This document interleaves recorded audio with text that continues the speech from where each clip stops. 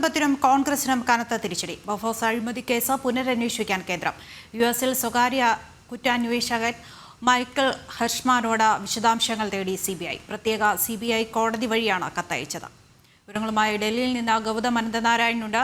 ഗൗതം, 4 പതിറ്റാണ്ടിന് ശേഷമാണ് വീണ്ടും ഈ ബൊഫോഴ്സ് അഴിമതി പൊടിതട്ടിയെടുക്കുകയാണ് കേന്ദ്രം. എന്തൊക്കെ വിശദാംശങ്ങളാണ് സിബിഐ ഈ കുറ്റാന്വേഷകനോട് തേടിയിരിക്കുന്നത്?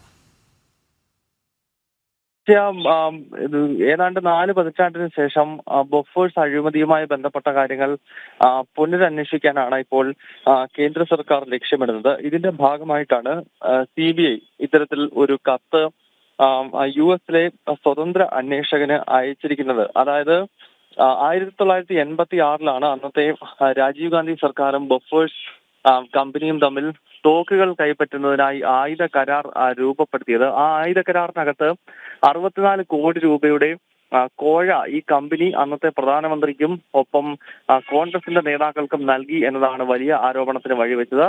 ഈ സംഭവവുമായി ബന്ധപ്പെട്ടുള്ള അന്വേഷണം വിവിധ ഘട്ടങ്ങളിൽ നടന്നുവെങ്കിലും ദേശീയ തലത്തിൽ അധികാരത്തിലിരുന്ന കോൺഗ്രസ് പാർട്ടി ഈ അന്വേഷണത്തെ അട്ടിമറിച്ചു എന്നതാണ് വസ്തുത. അതിനാൽ തന്നെ നരേന്ദ്രമോദി സർക്കാർ അധികാരത്തിലേറിയതിനു ശേഷം പിന്നീട് പല ഘട്ടങ്ങളിൽ സിബിഐ ഈ കേസ് വീണ്ടും അന്വേഷിക്കുവാനുള്ള ശ്രമം നടത്തിയിരുന്നു. ഇതിന്റെ ഭാഗമാണ് ഇപ്പോൾ ഈ അമേരിക്കയിലേക്ക് കത്ത് എഴുതിയിരിക്കുന്ന സംഭവം.